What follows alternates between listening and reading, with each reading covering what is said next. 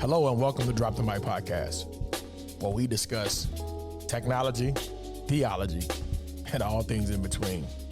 I want to personally thank you for joining us today. Now sit back, relax, share this, engage with the podcast that's already in progress. God bless you. What's up, everybody? I am your boy, DK Hammonds, and I have the distinct honor and pleasure to introduce somebody that really don't need no introduction, but we gonna give her one the right way. This young lady is a 7-time author. 1, 2, 3, 4, 5, 6, 7. Speaker, digital discipler, known for merging faith, strategy, and storyteller. Recently featured on the Dear Future Wifey podcast. Y'all definitely need to go check that out. She is a New Yorker, but she came to move to the trenches of Houston. Y'all keep her lifted in prayer. Yo, it's no other than our girl, Sister Joy. Y'all give her a hand. Thank you, Sora, for coming to DK Hammond's Drop the Mic podcast. How you feeling, sis? I'm feeling good, and thank you so much for having me. I always think it's a big deal when people give you credibility with their audience. So thank you so much for bringing me on. And I gotta borrow that. I'm gonna have to borrow that intro now. That has to. That's gotta be my new intro. You gotta let people know. Like, okay, there are certain times in the kingdom of God that you have people and things, and we attempt to play it small. I too give you a story. About 2 weeks ago, somebody asked me for my resume, and I'm an entrepreneur. I'm like, okay, I'm gonna indulge you, and I did.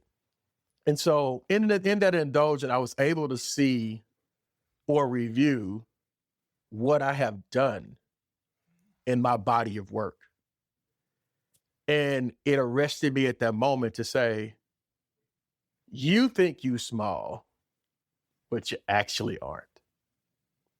And so I say that to you at this onset. I feel like it's going to be that kind of podcast, and I'm okay with that. I said to you at the onset, because when I look at your credentials, I say the same thing. I say, oh, bachelor's from here, prestigious university, bachelor's from here, JD from here. No. We're not going to play it small today. We're going to show up in our fullness today, because that's what God called us to do.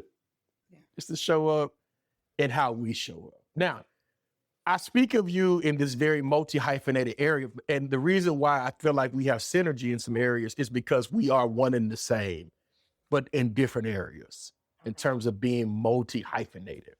Digital discipleship is one of those things that you are passionate about, and please, y'all go check her out on her social media places as far as what's happening. They went on this morning. I think it's like every morning at like 6, but she's going to tell you, 6, 8, she's going to tell you more about that. And then some of the books. So sis, tell us about your journey and how you got here. Journey. When people say journey, how far you want me to? I was born. No, I'll go back to the start of entrepreneurship in about 2019. To be honest, so I'll say in general, I grew up in Black Baptist church. My grandfather was a pastor, so I grew up very PK adjacent. He had a church in Brooklyn, and at that time, now that I look back on a lot of those things, he was doing a lot of things that were really transformational at his time. So they did in the 1970s $1 million housing project. So $1 million housing project in Brownsville, Brooklyn Bed-Stuy, Brooklyn for a Black church, right? And that number was unheard of in the 1970s, right? So these are themes. And he wrote a book called Compassion for the City, which I actually read as an adult. But the whole idea was that we can't look at evangelism purely through the lens of winning souls if we're not trying to impact lives, people's living conditions, how they move. And so because I believe that mantles don't die, they transfer. When people leave, mantles don't die, they transfer. I'm finding myself walking in those mantles, my parents, those things, unwittingly. Now that I'm looking back, I'm like, oh, right, this ain't just some magical thing that I came up with. And so Roundabout, I spent a lot of my early years in church, but not really understanding church. I came out of a Baptist experience, went to a Pentecostal one, liked things about both, but didn't understand things about both. And somewhere in that process, kept hearing that I was too analytical, that I didn't have enough faith because I needed too much structure. I was never really saved enough for the spaces that I was in. And so I kind of left because I think after a while, you like, I got to fit somewhere. And at the same time that this was happening for me in the churches, my church experience, I was having amazing experiences in school. I was having amazing experiences in my career. And so the things that nobody valued here, they valued there. So I leaned into that. And I would say I leaned into it to the neglect of my relationship with God. And so God, as He will let you play around as long as He lets you play around. And then there's a moment where it's like the kingdom has need of you. And so in 2019, I started getting this unction or this burden again for the faith community. And so in 2019, February of 2019, actually, I did a month of um it was called Faith Based February. And so my thought at that point in time was I really wanted to take all these things I was learning in the corporate space about business sustainability, organizational design, and team build and team structure, all this stuff. And like I could really see how churches could benefit, especially churches and urban ministries, where we are predominantly reliant on giving, but we're relying on giving from populations that are generally not living above the poverty line. And so the church is then impoverished because what they're relying on is impoverished. And it taints the way we teach faith because I'm telling people to get have enough faith to be your last so we can be sustainable. And I won't go all the way down that rabbit hole, but there were things that I felt like the church should be sustainable as entities amongst themselves. And so I started talking about different things. February 2019, we started talking about things about like how you're engaging people, all this stuff. We're still not fully in it, but like we're gonna do this month, and then I'm gonna go back to what I've been doing. As I did it, it got some feedback, and so I ended up doing, and we called it With Faith Meet Strategy as like a cute name. And I ended up doing a couple of in-person events that year. And I was charging $39. It was brunch included. I'm teaching for 4 hours. Like it was like whatever. And people came and was like, I got good preaching notes and that was good, but like wasn't really any activation. February of 2020, a year later, we hit a global pandemic. And these churches now have to shut down. And so how they minister, how they're able to receive giving, all these things. By that point, people are like, wait a minute, can you run that? Can you run that back? And I was like, yeah, nah, I'm doing something else because in November of 2019, God had also kind of like pushed me to leave my job. And so now I'm in the pandemic too, building a business for the first time. I'm no entrepreneurial bone. So I'm doing this at the same time. And so I ain't got time for y'all right now, because I'm trying to do what I'm doing. So 2020 was a really good year. I think we joined into some business coaching and masterminds. And so from July to December of that year, 6 figures in another business, HR for the culture. And so HR for the culture really became my focus. 2021 had another multi 6 figure year, 2022. So we were tracking really well. My mom passed in the end of 2021. I had started leaning that I think put my faith back together because me and God started having some really candid conversations. I went through a divorce in 2022 from a marriage that most people didn't even know I was in. It was a long term. I will unpack that another day too. And so I'm in this space of all the things are falling apart. My mom is gone. Financially, I was married to somebody in the military, so there's some financial stability that comes with that alone. That's gone. And now my business is also going through a hard patch where we contracted with a national, well-known not-for-profit organization that is supposed to be here for the benefit of women and colored people, who then decided to break contract and basically like take us to court. And because I'm a small business, I put a lot of money investment in supporting them. It was a really big project, it was a 7 figure project. And so it breaks. And at the point that it breaks, I am breaking. And so I'm asking God, in my mind, okay, God, I'm gonna do what you want me to do. I'm like, yes, Lord, I'll go to Nineveh. Now I'm about to be showing get down the belly of this well, okay? And started really leaning into what it is that I thought God wanted me to do. Because in my mind, I would give him 30 days, 60 days of surrender, and then he was just going to fix everything.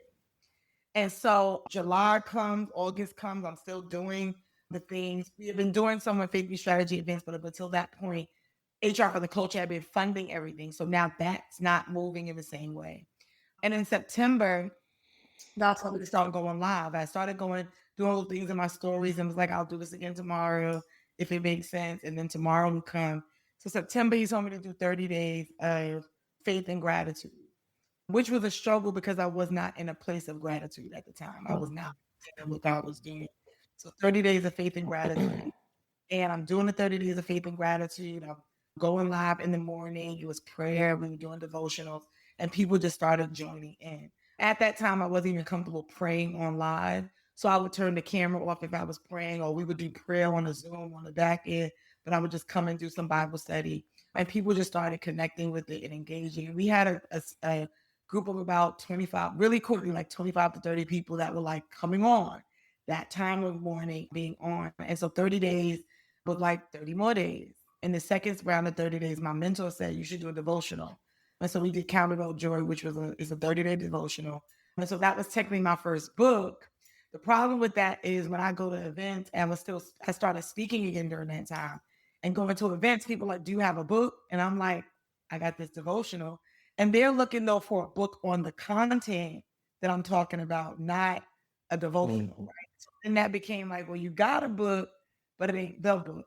And so I started actually going through moments of I would be 2 weeks, I would be in bed, like my leg, I think one period, my leg just locked up. And for like 2 weeks. And so God was like, right.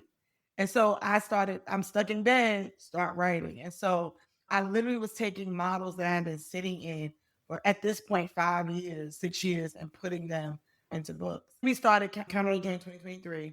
I went through the end of 2023. When January came, I was like, all right, God, I gave you your 4 months. We're going to head out. By that January, I just couldn't let it go. Like we go together. And so that community actually built me up. We get into that year, and then I feel a push to move. And I'm like, move where? I'd only been I looked at Atlanta and Houston where money was good because I'm going to these places of Black entrepreneurship. Now my money ain't good. And so I'm like, move where, how?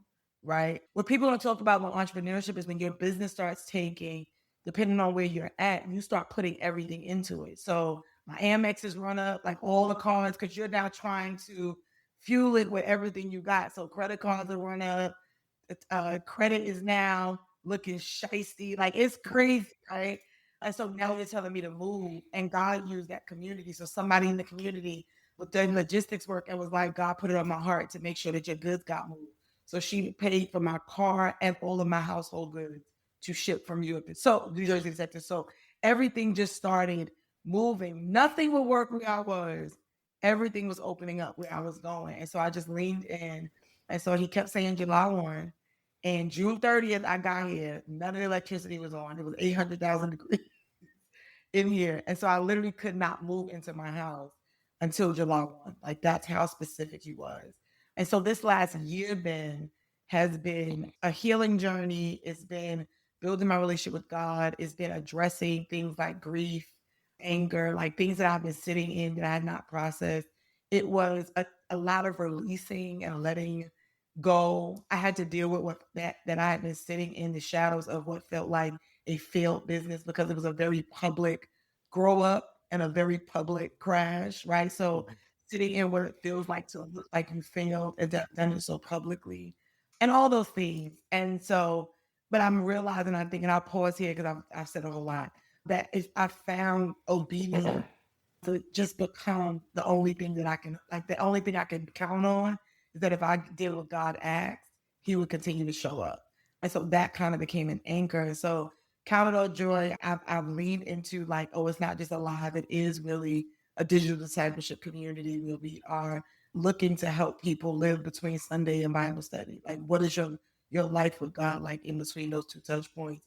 And really trying to address the fact that most believers are biblically illiterate. While we are heavy in our church attendance and we know cliches and we are churched, we are biblically illiterate. We are not understanding and rightly dividing. We are hooping on, we're using the scripture to give us a sermon title and then we're helping for 30 or 45 minutes. So really to address some of the biblical illiteracy and help be grounded back in their relationship with God. I will pause there. You guys, you've heard so much in that how we got here. And I want to let that breathe for a second. Some people need that to breathe because somebody is connecting and saying, man, that's that faith journey and that obedience journey. How do I stay on track with it? And if you hear our sister Joy speak, she gives you the strategy, right? She speaks in strategy, not code. Some of us who speak at that level, people think it's vague, but really we speak strategy, and people don't want to hear or tune their ear to strategy. And so we have to say it to them in very uncouth ways because that's the only way they understand things, right? Yeah. So I honor your faith journey. I honor the struggle that it has taken you to get here. I honor the obedience that you needed to get to the place. I too have been in similar situations where, as an entrepreneur, as a business owner, there are going to be times where your faith will be called to question, financially and in your faith. And you had better stand up in it. Yeah. If you believe God called you to it, there's going to be some staying. There'll be some times where some clients was supposed to pay, didn't pay, and you sitting there looking like, player.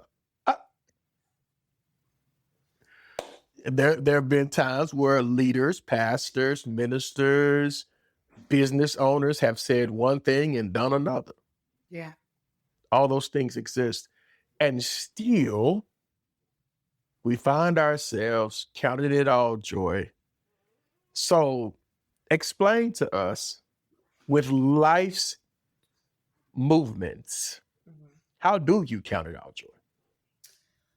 So I really had to dig into that scripture in a real different way because I feel like when I was first hearing it or when people were using it, it felt like a suck it up buttercup. Like, just count it all joy. Like make it okay. Yeah. And what that scripture is basically saying is that count it as be okay in these moments that really feel crazy because you know that these things are moving you to an expected end. Make it almost like your dashboard. That's something that God is about to do something for me, that he's bringing me into a place of maturity and completeness and wholeness. So I'm lacking nothing. So I am not excited about the struggle. I am excited about the fact that I know that a kind God, a loving God, a faithful God is not just haphazardly playing with my life. And so if his hand is on my life and I'm going through these things, there is an expected expectation. There is an end for me.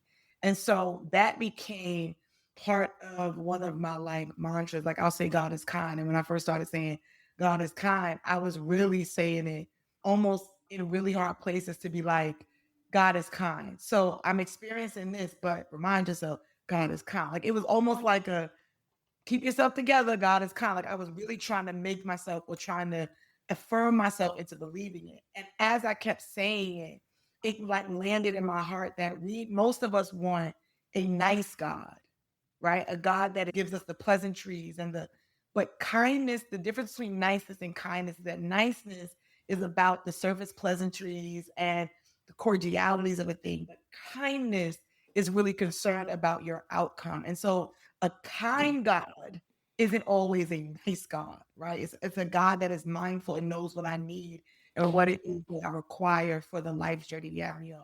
So when I started saying count it all joy, it was really not even really a play on my name, to be honest, because I know most people think that's what it was, but it was more of a dig into the idea that like there is a portion of life that you have to go through. And if you don't learn to count it joy, if you don't learn how to put God in proper context, to understand that process doesn't mean punishment.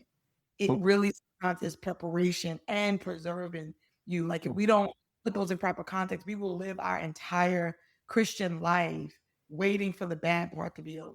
right? We'll really live with heaven being more of an escape and the idea of just getting out of this world into the next without leaning into what it is that God has purposed in this particular portion and an assignment on our lives.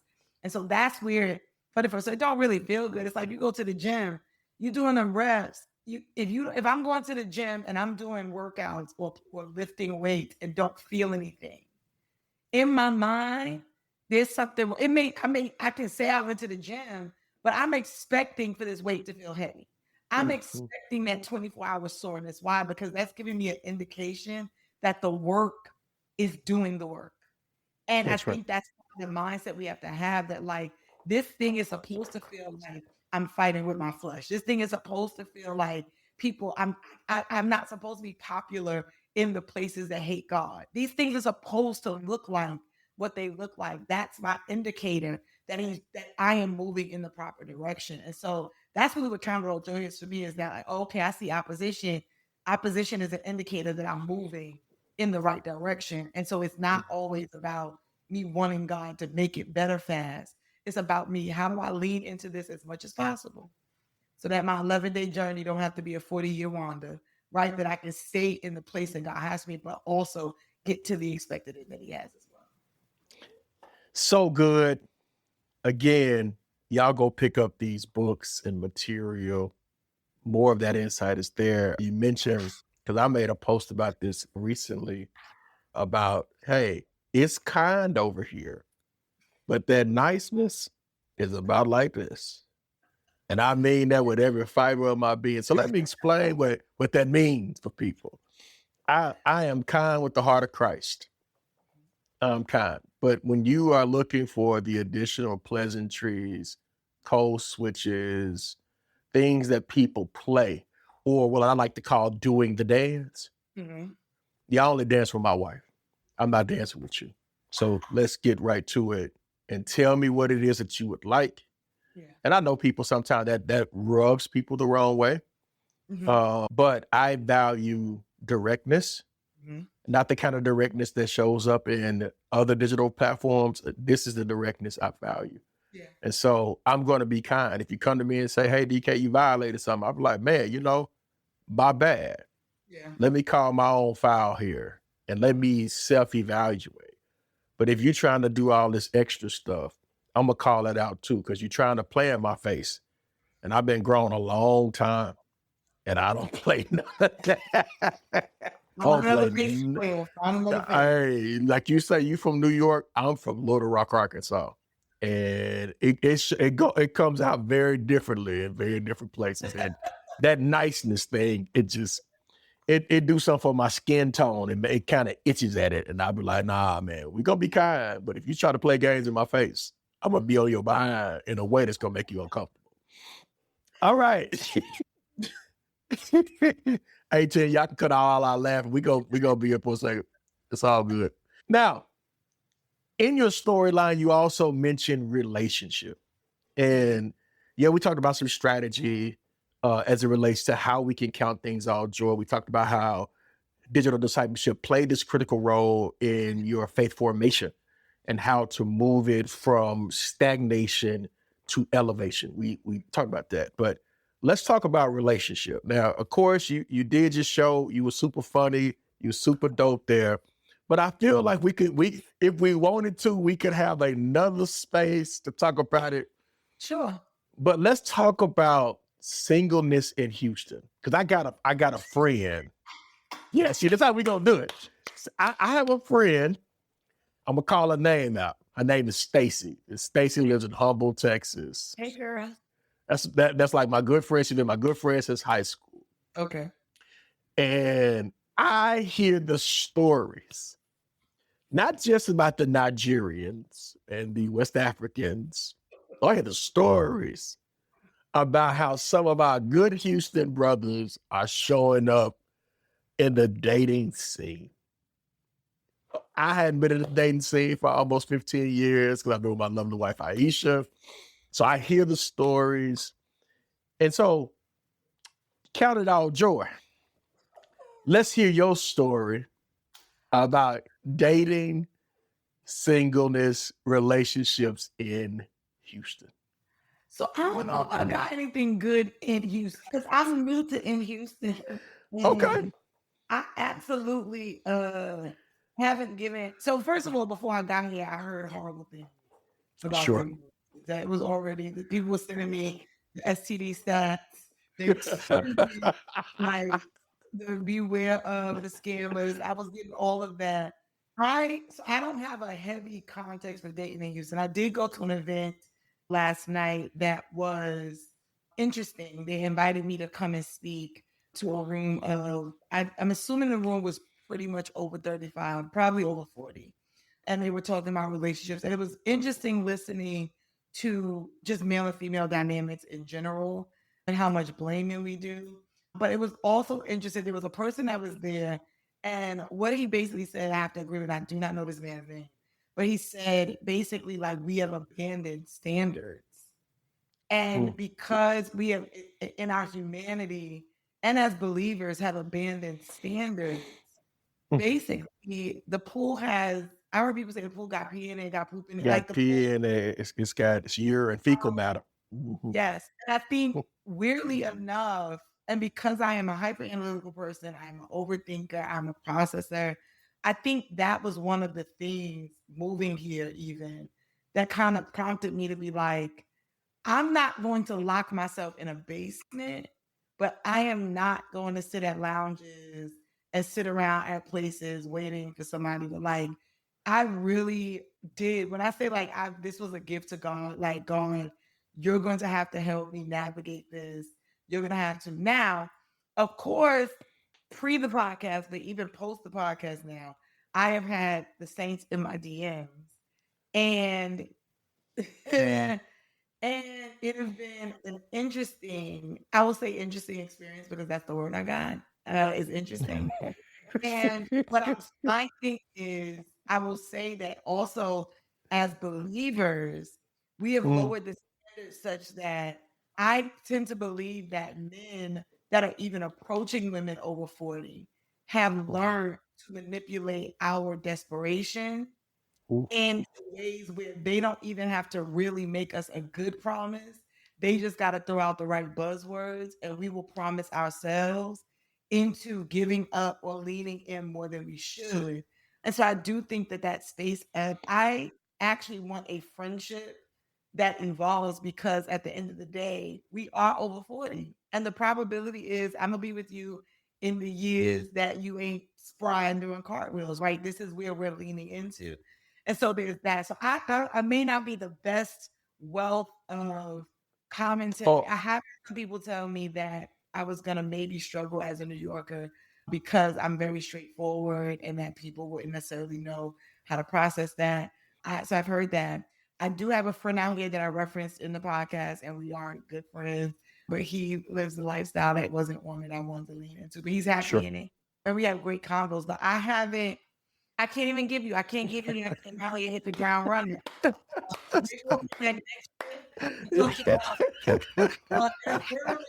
Right. Based on what I said on my last podcast, my next episode, we're gonna lift that up. But well, let me say this. I'm going to put everybody. I'm gonna kind of lump everybody in. yes. So Houston is a big place. For those for the audience who doesn't know, Houston is huge. You can literally drive from one side of Houston for an hour and still be in Houston. I think people don't understand that part. Houston mirrors, in my opinion, because I live in Dallas. My brother is about to live in Houston. Houston mirrors New York in a lot of areas, in a lot of ways, in terms of pace, in terms of thought process. But here's where Houston is Southern.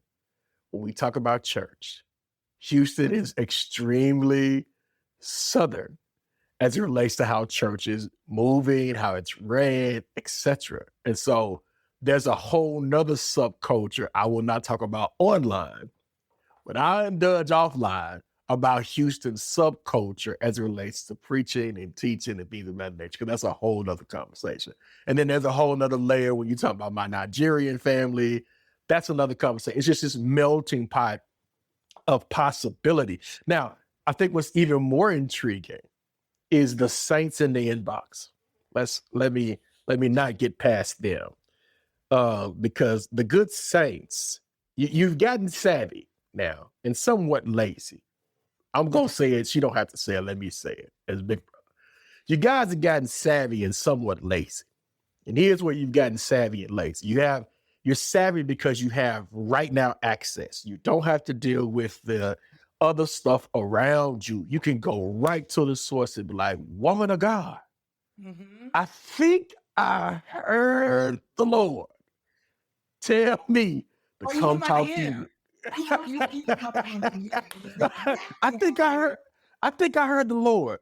When in fact, you're using language to appeal to my Christianity walk. And let me tell y'all, brothers, that's trash. Yeah. Here's a better approach. We giving strategies. Let me help y'all from a married dude.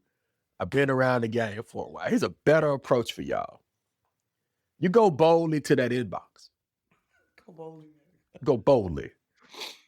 And you set the inbox up, and here's what you do. You say, hello, spell her name right.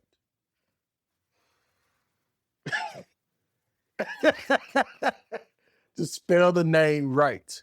Hello, name. My name is, spell your name right. And I am curious about how you move.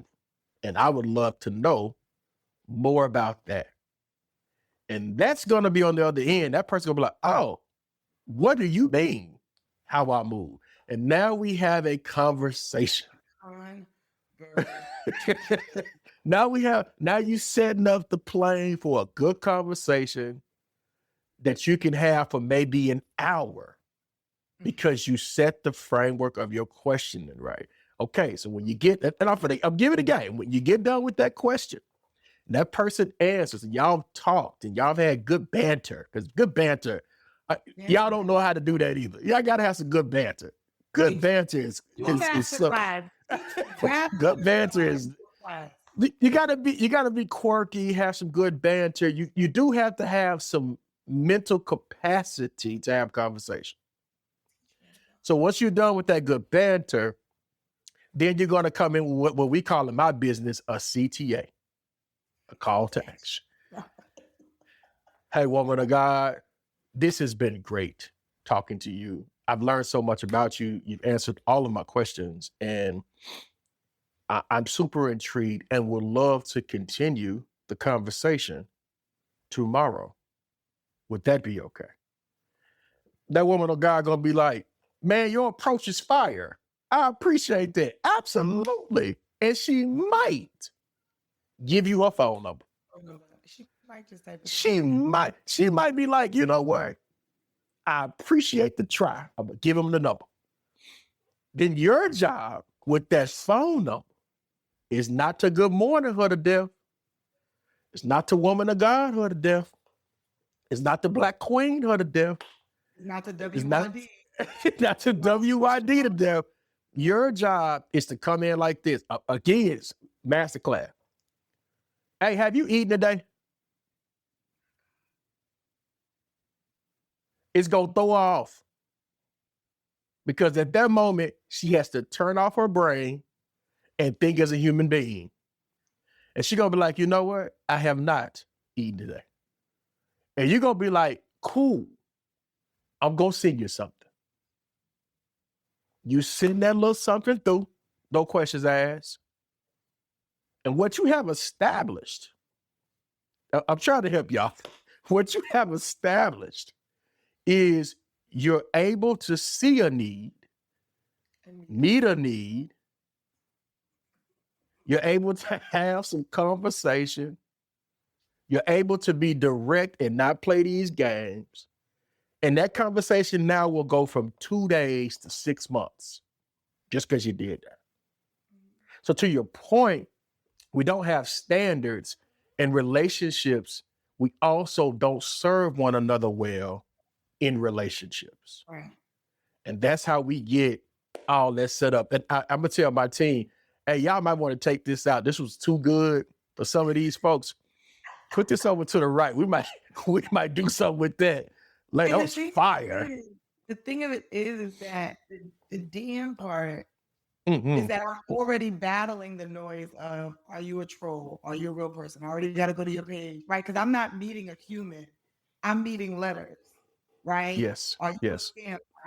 I'm already trying to read this to see, does this sound like somebody in some other country trying to get this? What is going on, right? So I'm already processing that.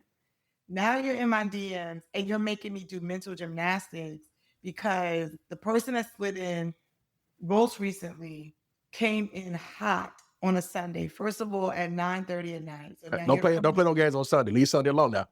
Go somewhere Sunday. 9:30, almost 10 o'clock at night. You're not reading any of the cues, right? So you said, like, good evening or whatever. I'm saying good evening. How are you? You say good evening again. So now we're on our third iteration of good evening. I didn't expect you to answer back so fast. So what did you message me for? And then it's like pastor, evangelist, first lady in all caps, and then my name. Block. Bye. You just did for yourself. So I said, well, I answered that because I'm in my, I'm going through my messages, just having a occasional moment. I'm going through messages. I'm giving social a few minutes and about to wind down. That was I'm about to head out. Your response was, good, I caught you at a great time. What about this? And then proceeded to like, did you minister today? What do you do in ministry? Sir, if you've been on my timeline, absolutely know what I do in ministry because that's literally all I do right now. I barely even do strategy on my timeline in this moment. So like you gotta, so I'm just sitting there like,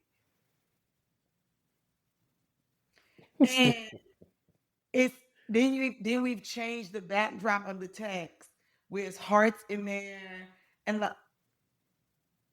so now I feel like you love comment on the first. I have another one on TikTok who came in. He's older, so he said he was 53. When you go on the page, I noticed that a lot of the posts are the Silver Fox Thirst Trappy post, and it's the steering wheel, so I know what kind of car you got. It's like that kind of stuff. And then grow up. It's a little like a bruh. So I'm like, I'm answering, but then at first I'm like, because of course your friends are like, girl, don't be so closed up. Girl, your girlfriend, we got you outside letting people wink with that shit out window, okay? Your guy friends be making up women that don't exist, and your girlfriends have you out here to bring some short. So I'm like, okay, but I picked up the cadence was very like, you message at 3 or 4 o'clock in the morning. I get up at 6. So it's like, are you there? Like it's almost urgent. And so I snarkily respond back like, when you're messaging somebody at before 4 o'clock in the morning, there's no thought you could possibly have that they're gonna immediately respond to you. That's my way of saying like, pump your brakes. He goes back, yeah, well, but you're here now, and I'm still expecting an answer to my question. He's waiting on the answer. That he will wait. The rapture will bring that answer. I have nothing else. Right, but what is happening right now? So I'm like, Lord, can I just be at Starbucks and we just have the same? I think that's those things are plausible. Houston does give you some unique opportunities. Also, Charlotte. My son just moved to Charlotte. Okay. So Charlotte is a good place for single people, up and coming people. I feel like Houston is not bad. You do have to find the pockets of Houston to kind of ride that wave. And then you'll find the pocket, and then there's individuals within that pocket that you'll kind of buy. That's been my experience. Yeah, I'm finding it, and I'm also, it's comical. Like I'm not even, it's not annoying to me. It's funny. Yeah. Also, like this what we doing at these big old 35. This is what we doing at these big old ages. And I'm like, this can't be it. So it's funny to me because what I noticed that the guy that's the pastor did is you came in immediately. So I was like, well, can I? So he tried can I talk to you tomorrow? And I was like, I gotta pray about it. And then he was like, well, basically no need to pray because I've already won what God has for you, sir. You about to make me cuss on my podcast. Get your narrow. Yeah, Let's now, go that yeah. get your narrow. But again, what I hate about that is I know that these are the games that get played to women that want somebody that's coming in and saying, I'm marriage minded, I'm sure. So now I'm willing to let my guard down because you're saying marriage minded. Or if the rip, you already first lady in me in the first 5 minutes of the DM. And I don't like it because I think it's manipulative. It is. That want this, and so I'm leading this to get to slide my way in. It just made me think about like Tamar in the Bible, like my brother's sick, I'm bringing him some soup, and now I'm getting pounced on because you didn't came. Yep. Like what's happening? And so that's a turn off for me every time. Yeah, I got many of my single sisters. Salute to my girl Stacy if she catches this. Yeah, that's the homie, and I got many of them that's moving in that space, and they would like nothing more than just a stand up dude. And you know, some of my friends are moving in Dallas, things of that nature. So, brothers, if you are listening, this is not her, this is me. If you are listening, let's change the game. Now, you know, I know there's a certain sect of brothers that I run with. We don't play that game. We just don't. And this is me. I am so not into introducing people anymore because it always blows up in my face. Hey, folks get to hitting me up when they got issues. Hey, y'all are two human beings and y'all need to work that out. I just simply make an introduction and go from there. And I've had some success, and I think some of that needs to be reinstated. We do need to introduce people well and make sure that the folks that we're introducing, they don't get that representative. They actually get somebody that really has their mind on straight. Because there are women and men who I feel like love God and truly want that person to kind of rock with. Notice I didn't say get married to. I just said rock with. And that would be suitable for them. As a dad of a 28-year-old, I know about processing men through. And let me help some of you women. Y'all need to get better male friends and uncles to run these cat through the ringer. I promise you, you will save yourself at least 6 months if you took them around to the barbecue and let him go sit over there and play dominoes, or let him sit on that back patio and see if he can barbecue and see if he know how to take some social cues. And that's going to tell you everything you need to know about this dude.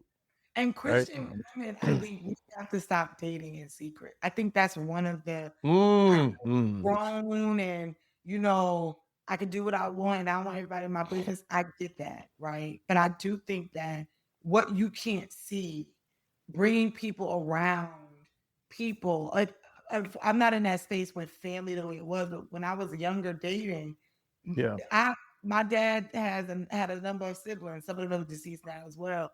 But like cousin wise, it was a lot of us. So we played spades at the table. We was at my grandparents had the pool in the backyard. They did the barbecue. So having that person stepping away from them, or they looking at one of your cousins' butts, like you need to be able to see all the people moving. And I think we do a lot of sitting in restaurants, trying to catch flights, being in solo moments too much. Where if I'm getting to know you, we can get to know each other, right? In spaces. Come to the skate and come to the church skate out, whatever it is. Be in community so that other people can see what you can't see.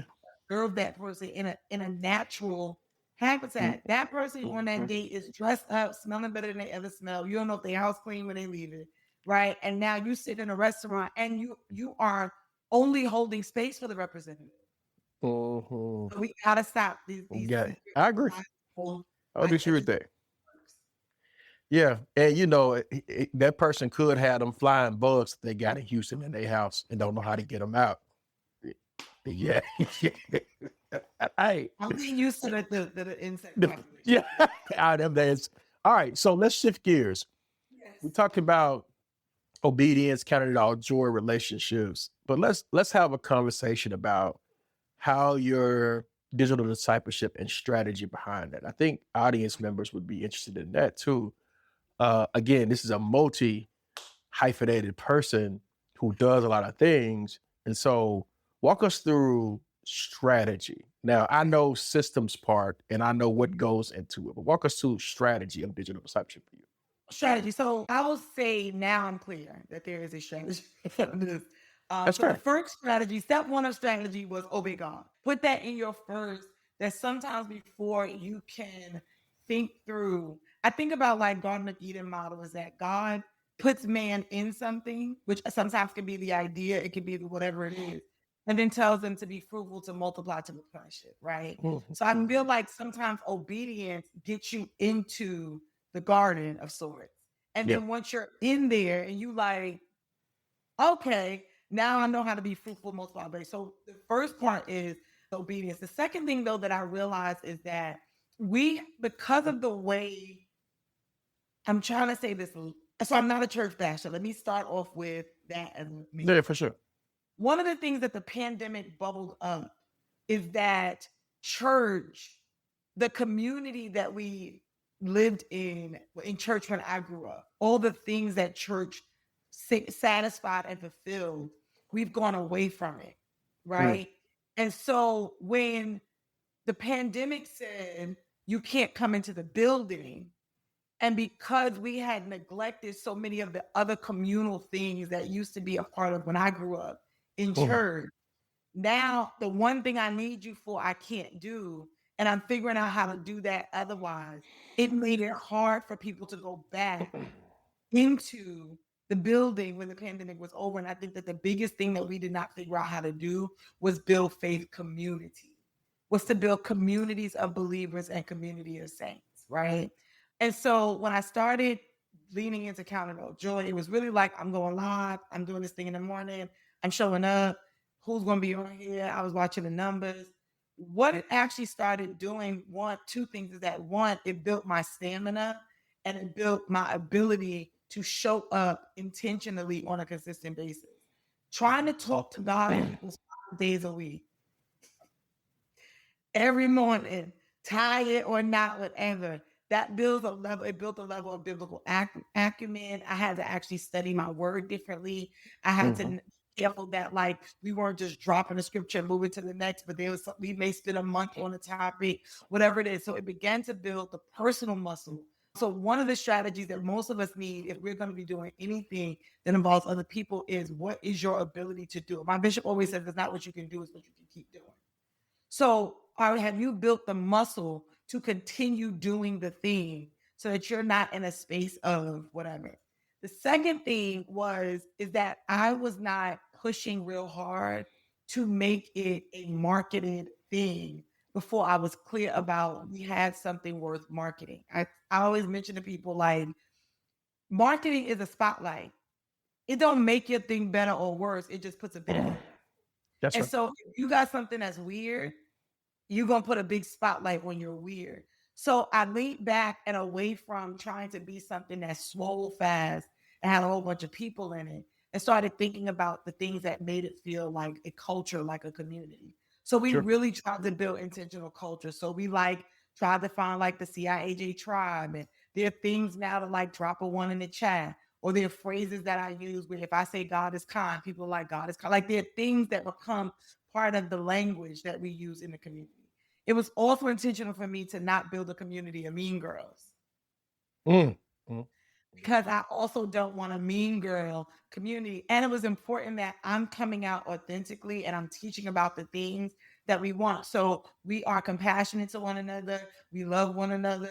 We hold space. We look for each other. So I'm like, hey, if you somebody you normally see in the chat and you don't see them, go tag them in. I made it the responsibility of the community to hold each other so that this wasn't about me building a personal fan club. It's actually a community of discipleship, right? And accountability to, you're not just accountable to jump on this live and get what you need. Somebody else needs something. So building that in. Those are like some of the core kind of like things around it. And then I started listening to what was missing and to what people needed. So as I'm breaking things down, I realized, wait a minute, this is also becoming the thing I don't love when it's becoming a place where they're only listening to me but I don't have a way to hear back from them.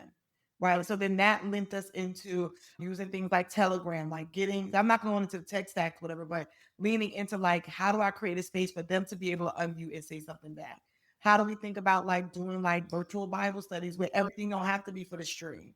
What can we do in the inside where you got your bonnet on, but it's just us? I don't actually record a lot of those things. Like our prayer calls are not recorded to be replayed over and over again. Some of those group things, it's like if you was there, you was there. If you wasn't, you wasn't, right? The stuff that's on the timeline that's a replay. So those were some of the reasons. The biggest thing that God had to deal with me with, especially in this day and time, is the numbers. Because we are bred to believe that if it's not a million people, it's not successful, right? And so we start leaning into gimmicks over strategy because we want visibility and we want quick growth. And it was a day that I was about to do something and I was going to cancel something because the numbers weren't where I wanted it to be. And God literally said to me, I left the 99 for the one. And if I can show up for the one, so can you. And so when I released the idea of how many people needed to be in it and linked into the quality of what it is that we needed to build, that was absolutely a game changer in that it took the pressure off of me to stop looking at the number in the corner. It gave freedom. I also decided it's hard to show up every day inauthentically that much. So I intentionally do not get up overly made up. I have makeup in my room, but that's just, I didn't want to get up an extra hour early to paint my face on. I'm not judging anybody. Who else other people show up? These were my things. I'm in a t-shirt sometimes, I'm dressed down. They see my back end. I think one time my desk broke and I was live on an iron board. And I was like, y'all ain't got no excuse. I got my laptop on the iron board. Like, they see that. So there's so much of this that they feel like they fit me, like only go through my move. They've seen me, they've been a part of, not that they in every part of my life, but I stopped showing the things that was still nobody care about what you ate. I mean, I know we like taking pictures of our food and stuff like that, but it's just this discipleship, people trying to figure out how to live. And if God is gracing you to live before them, then live before them. Talk to them about the losses and things. So that was also part of it. And then the other thing is I had to learn early on that it was not sustainable with just me. So I started looking for who are the people that are consistent in the community that are mature enough to do handle prayer, to, do a lot. We have one of mother, I call her Apostle Mom, but she's an older woman, seasoned woman that teaches on prayer. So on Monday, she's doing this altars before action. She's doing something. We have a therapist on Thursdays that does therapy Thursdays, and she's talking about healing and stuff through a therapeutic biblical lens. We talked about fit for the master's use. We got to get these bodies ready to sustain these assignments. So it's now, you ain't just waiting to hear what I'm gonna say all the time. There's other people adding value in this space. Sure. But the discipleship piece is that I'm always gonna hone in on how we are living, how we're obeying God. I don't give people a pass. I think they was in a room like, oh, we giving ourselves grace. I was like, technically, that's not biblical. God gives grace. You giving yourself permission and excuse to not do what you're supposed to be doing. Let's look like it's that. And so that has been, when I think about it from a strategy perspective, and then allowing it to identify as it's growing, I'm being fruitful, I'm multiplying and replenishing, what needs to be added, what needs to be built up, what needs to move differently. We're getting an app built out now, right? So that's something that we're doing for the community because I'm tired of Telegram and all these things. Yeah. And another thing was, and then I'll pause, is also being mindful of who your audience is. I don't have an audience of 19-year-olds. I have an audience of individuals that's between 35 and 65. So I also realize that technology is a lift. So how am I doing the things to make this feel like home? So we there in the chat, we do a 52 days to finish, which was a challenge we started doing within 52 days. We walk for 30 minutes. We read our Bible for 30 minutes. We journal for 30 minutes. They in the chat, there's days I ain't get up and walk yet, and they already posted it's giving people things to connect. And the last piece is that I have intentionally told them I'm not building a church, but I'm building the church, the ecclesia. We're building up the people of God. And so this is don't dish out on your pastor. I don't do stuff on Sundays. I generally leave Tuesday, Wednesday, and Thursday because we know that's everybody Bible study nights. So I've tried to actually live around that perimeter. Those are the things. There's anything specific, but those are the things that I've tried. No, that's great. All right, rapid fire. Sure. Let's see how you handle it. Oh boy. These unscripted have to stop. Y'all have to start giving me. Nah, these are great. We're going to keep everything short because we almost at our marker. These are great. Gotcha. Okay. One lie about leadership you're done entertaining.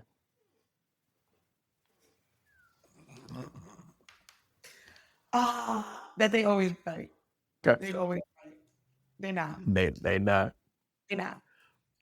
A moment where God's no turned out to be preparation for something better. My business breaking.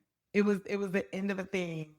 And I couldn't have imagined the money is not all back yet, but the life is so much better. And so yeah, that was a big no. That set me up for a good place. Favorite place to eat at in Houston? I like ramen now for some reason. I haven't found like food. Houston got the best food, man. I'm trying to find pizza. So if y'all can give me some good pizza places, I will. Y'all put the pizza in the chat where she could find some good. I'm falling in love with ramen. And there used to be a South African place called Pele Pele. Okay. They had the best chicken wings in Houston. And don't quote me on it. That could have changed since then. But that used to be my place. When I came to Houston, I would come to Pele Pele. Okay. All right. We wrapped up. Sis Joy, thank you for coming. Please share with our audience where they can find you, what's up next, how they can purchase your book, etc.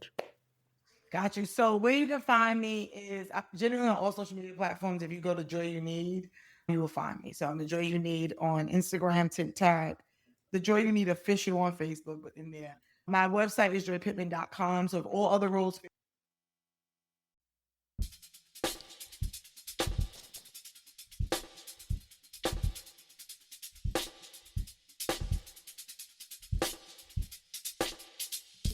Thank you for listening to today's podcast. My hope is that the podcast added value to your life. Please, please, please subscribe from your favorite application, leave us a review, and even follow us on YouTube for your up-to-date information. Thank you. Peace.